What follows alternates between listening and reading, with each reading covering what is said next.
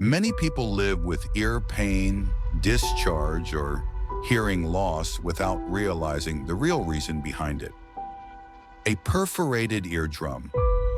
Today, Dr. M. Naveen explains why an eardrum gets damaged and how a simple surgery can restore hearing and prevent repeated infections.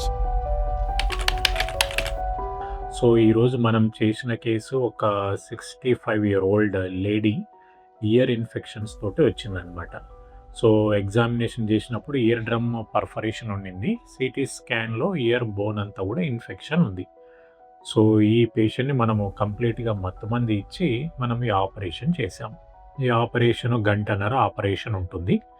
So ఈ పేషెంట్‌కి మనము microscope ద్వారా చేసామన్నమాట.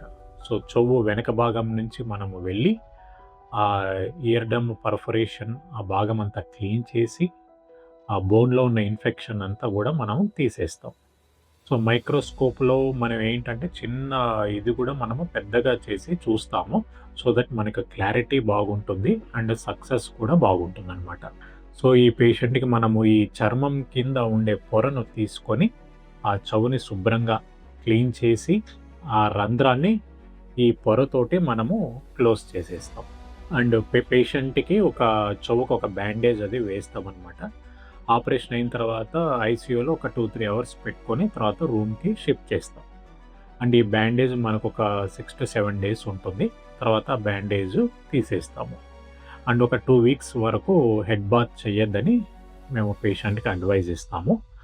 ఒక 15 days medication అది continue చేయాల్సొస్తుంది.